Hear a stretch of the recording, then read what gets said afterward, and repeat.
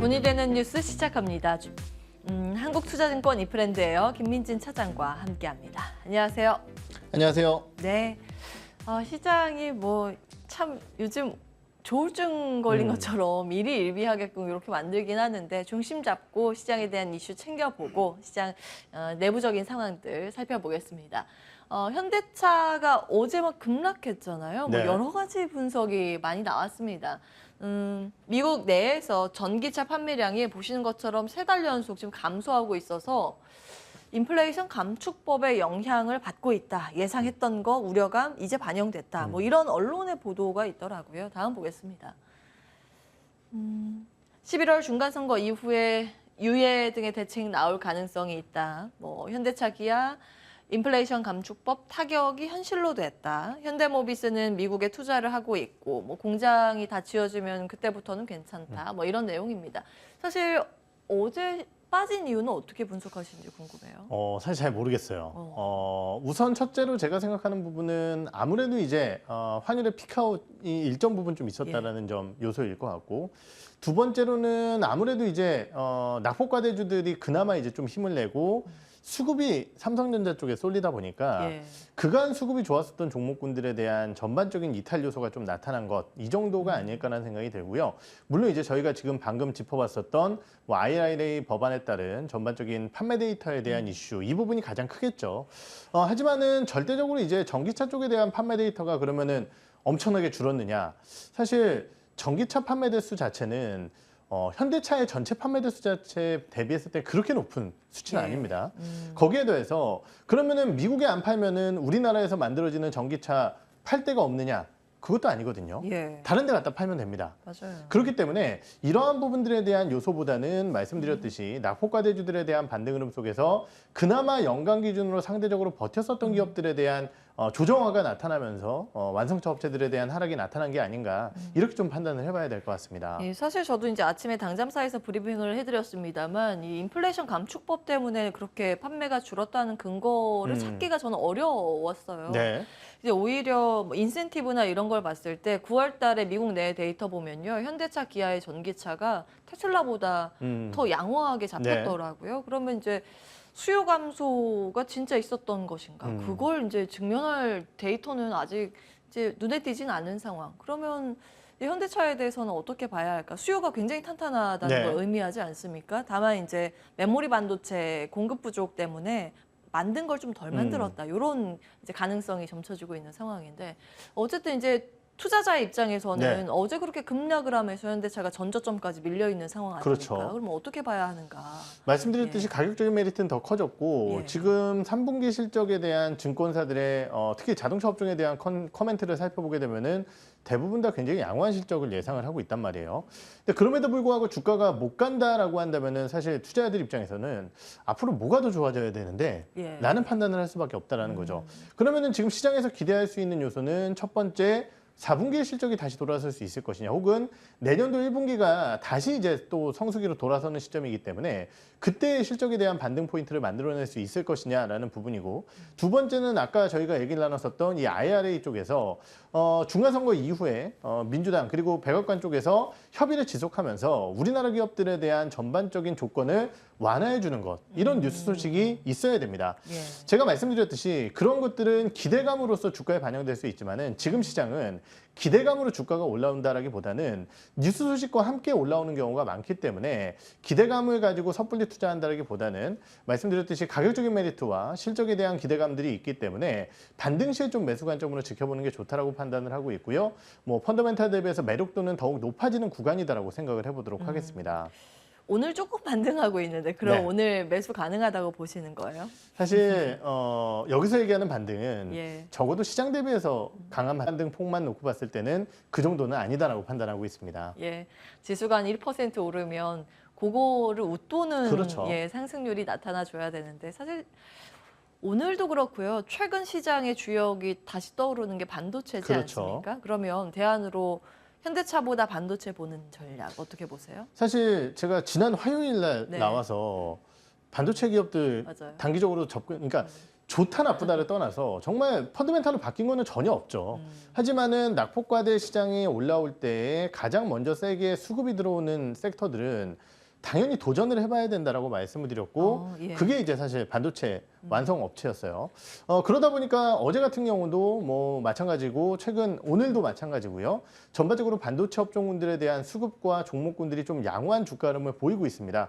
그렇다라고 한다면 이 추세가 꺾이기 전까지는 당연히 관련 섹터에 대한 도전 가능성은 아직까지 유효하다라고 판단을 하고 있습니다. 모건 스탠리가 발간한 보고서 보셨나요? 아니요, 뭐, 내용은 모르겠는데 어떤 내용이었나요? SK 하이닉스 사라. 네. 예. 반도체의 겨울이 이제 빙하기가 끝난다. 네. 끝나간다. 그래서 이제 대만이랑 한국 사라 요 제목의 보고서를 냈는데요. 네. 반도체는 탑으로 SK 하이닉스 꼽더라고요. 그래서 요 대형주로 봐야 할 것인가 네. 아니면 장비나 뭐 재료 요런 소재 요런 걸 봐야 할 것인가 고민은 돼요. 수익률 측면에서는 어떤 게 더 유리해 보이세요? 참 어려운 부분이라고 생각을 하는데요. 이런 부분들을 좀 생각을 해봐야 될 것 같습니다. 네. 우리가 지금 반도체 업종군들이 내년에 왜 좋아질까, 사이클이 왜 전환될까를 생각해 보면은 다 공급량 줄여서 사이클 맞아요. 좋아진다라고 얘기하고 있는 네, 거거든요. 사이클이 완전 전환돼서 호황이다가 아니라 그렇죠. 지금 설비 투자 줄이고 공급 덜해서 네. 쌓여있는 재고들 먼저 팔겠다는 그렇죠. 그런 논리잖아요. 그렇기 때문에 사실 주가에 대한 낙폭 기준으로 봤을 때는 뭐 중소형주들 분명히 매력도가 있고 저도 이제 종목군들별로 지난번에 나와서 이제 뭐 하나머티리얼즈나 리노공업이나 이런 기업들 말씀을 드리기도 했었지만은 사실 실적적인 측면으로 사이클이 돌아선다라고 했을 때 그럼 셋업체들이 더 좋아질 가능성이 있거든요. 큰 걸 아예 보는 게 그렇죠. 예. 그렇기 때문에 SK하이닉스 보는 전략 나쁘지 않다라고 판단을 하고 있고요. 예. 다만 지금 중소형 부품주들을 봐야 되는 이유가 뭐냐면은 예. 해당 기업들은 실적이 괜찮은데 주가가 많이 빠졌어요. 오. 그렇기 때문에 예. 이 부분에 대한 정상화도 분명히 나올 겁니다. 그렇기 때문에 저는 뭐 차별을 두지 말고요. 예. 셀 쪽에 뭐 집중되어 있는 SK하이닉스 그리고 뭐 단기적인 반등권역에서는 중소형 부품사들도 분명히 봐야 된다고 생각을 하고 있습니다. 제가 이제 중소형 어떤 종목을 보시는지 궁금해서 질문 드린 거예요. 왜냐하면 네. 외국계 증권사는 사실 작은 기업들까지 그렇죠. 잘 몰라요. 안 보죠. 그래서 큰 기업 위주로 이제 투자 의견을 냈던 거고, 그래서 네. 하이닉스가 나왔는데 사실은 이제 한국에 계신 분이시기 때문에 네. 더 작은 종목 아실 거란 말이에요. 네. 그럼 중소형단 반도체는 어떤 종목이 좋을까요? 제가 최근에 주가 흐름을 봤을 때는 오늘 시장까지 좀 봤을 때 아까 말씀드렸던 뭐 하나머티리얼즈나 이런 종목군들뿐만이 아니라 예. 거기에 더해서 ISC라는 기업도 그나마 수급이 좀 견고한 모습이고요. 영문이죠, ISC. 예. 그리고 이제 코미코 같은 종목군들도 바닥권에서 좀 슬슬 탈출을 하고 있는 상황입니다. 그렇기 때문에 이런 기업들은 뭐 각각의 사업 영역 자체가 굉장히 이질적이고 다른 종목군들이지만은 각 섹터별로 또 수급이 몰리고 있다는 측면에서 봤을 때는 관심 있게 지켜봐야 되지 않을까 이렇게 보고 있습니다. 예. ISC, 코미코. 예. 한때 시장 분위기 맞아요. 좋았을 때 막 신고가 갔던 네. 그런 종목인데 잊혀져 있던 종목이기도 합니다. 소재 쪽을 보시는 거예요. 기억해 보도록 하고요. 자, 우리 이게 현대차로 시작해가지고 반도체로 끝났는데, 그러니까요. 자, 요 현대차 이제 기사를 마무리하려고 단답형으로 질문 드리겠습니다. 현대차 조금 더 빠지면 난 산다, 안 산다? 현대차요. 저는 매수한다라고 말씀을 좀 드리겠습니다. 더 빠지면 나중에 네. 매수 가능 영역에 들어오면 그때 알려주세요. 네, 예, 알겠습니다. 다음 보겠습니다. 자, 이제 삼성전자 이야기를 이어가겠습니다. 삼한전자 위기 벗어났지만 실적 변동성 유의해야 한다. 실적 추이고요. 뭐 이걸 보는 이유는 아실 것 같아요. 네. 내일에 그렇죠. 삼성전자 잠정 실적 발표가 있기 때문에 실적 이야기가 이제 한창 나오고 있습니다. 이제 컨센서스인데요. 3분기 사실 뭐 매출액과 영업이익인데 요게 뭐 이렇게 나오느냐 마느냐 보다는 네. 사실 이걸 시장에서 어떻게 해석하느냐가 그렇죠. 더 중요하고요. 여기를 웃도냐 밑도냐 이게 더 중요합니다. 이 추세 자체는 이제 견조한 흐름이 나타나고 있다 보시면 되겠고요. 다음 보겠습니다. 영업이익 줄어든 게 이미 주가에 반영이 되고 있죠. 자, 3분기 영업이익 한 달 새 12% 줄었다. 근데 이거를 또 차라리 눈높이 빨리 낮춰가지고 그거보다 실적이 좀 더 나오면 좋다. 뭐 이런 이야기도 있거든요. 어떻게 분석하고 계세요? 저도 이제 뭐 비슷한 의견입니다. 사실 이게 컨센서스라는 것 자체가 증권사들의 애널리스트의 추정치의 집합체죠. 그러다 보니까 사실은 조금 빨리 쓴 애널리스트들 같은 경우는 실적 추정치가 충분히 하향 조정이 안 돼 있고요. 최근에 또 쓴 리포트들 같은 경우는 또 과도하게 추정되어 있는 경우가 있어요. 예. 그러한 균형점과 함께 과연 삼성전자의 실적 자체가 이번에 어떻게 나오느냐라는 부분일 것 같은데요. 사실 좀 걱정을 덜하게 된 이유는 아무래도 이제 마이크론 테크놀로지가 굉장히 부진한 가이던스를 발표했음에도 불구하고 주가가 빠지지 않았다라는 내용이고 주요 반도체 업체들, 키옥시아나 아니면은 마이크론 테크놀로지 주요 기업들이 결국은 이제 공급량에 대한 축소와 가동률에 대한 축소를 언급을 하면서 업황에 대한 바닥 사이클을 대비하겠다라는 얘기를 했다라는 거죠. 그렇다고 한다면 삼성전자 같은 경우도 이러한 부분들과 함께 지난번에 나와서 말씀드렸듯이 2018년도 말의 사이클과 비슷하게 움직일 가능성이 높다라고 판단하고 있고요. 해당 시점에서 4분기에 전반적인 오더컷과 함께 실적이 크게 부진했지만은 오히려 주가는 1분기부터 반등이 나왔듯이 3분기에 전반적으로 부진한 실적에 대한 우려감들이 굉장히 크지만은 어느 정도의 실적 어닝 저점 가능성을 바탕으로 단기적인 반등 가능성이 유효하다는 측면입니다. 물론 추세적인 반등을 얘기하기가 어려운 이유는 뭐냐면요.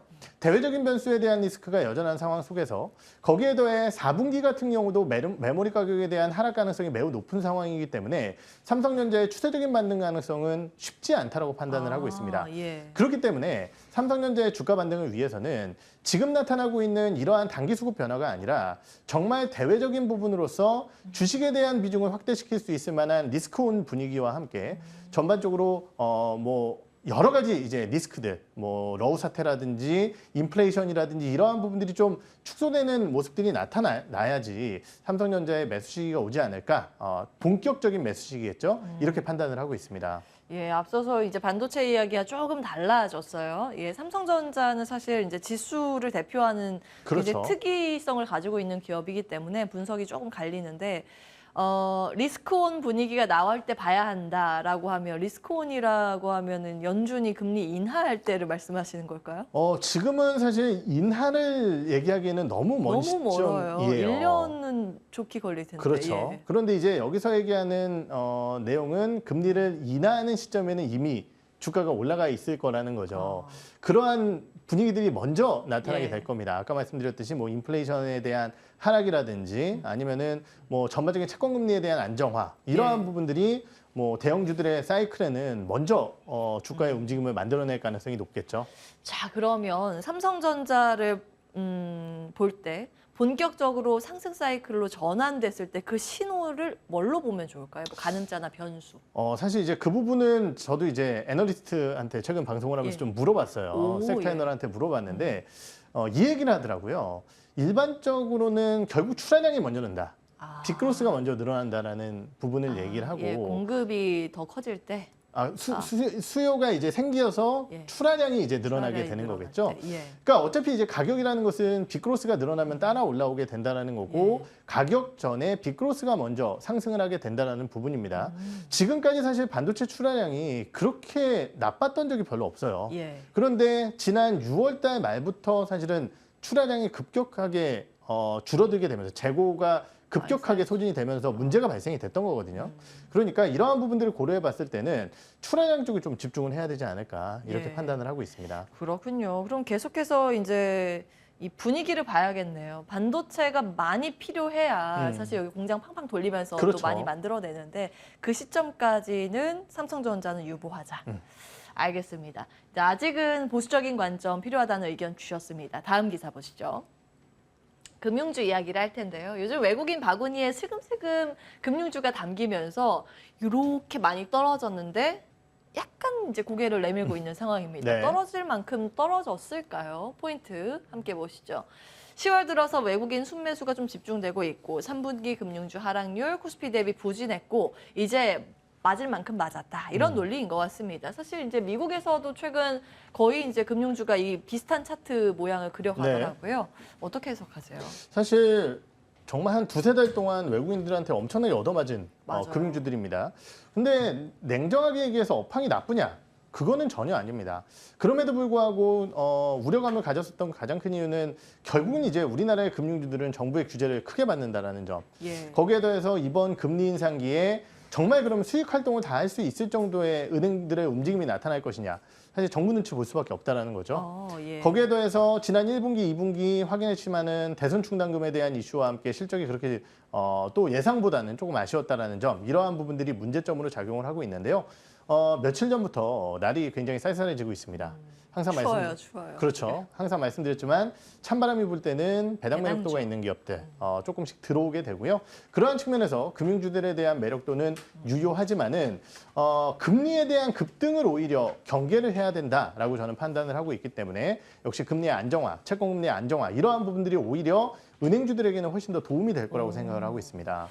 사실은 뭐 같은 세대시니까 찬바람 불면 원래 호빵이잖아요. 네네. 호빵. 근데 주식 투자하시는 분들은 찬바람 불면 배당 요거를 딱 기억을 하셔야 되는데 자, 그런 관점에서 금융주 지금 본다면 어떤 기업이 수익을 아껴줄 수 있을까요? 네, 저는 신한지주. 신한금융지주. 네, 말씀을 드릴 텐데요. 이유는 뭐냐면은 제가 작년도까지는 KB금융을 많이 말씀을 드렸어요. 올 초까지. 이유는 이제 리딩뱅크이고 그러다 보니까 외국인들의 수급 유입이 좋을 거다라는 의견이었고 실제로 주가는 좀 아웃퍼폼을 했었는데 신한지주의 기세가 무섭습니다. 여기서 얘기하는 기세는 최근 이제 님 비율에 대한 상승폭이 다른 4대 은행만큼 굉장히 좀 견고하게 나오고 있고요.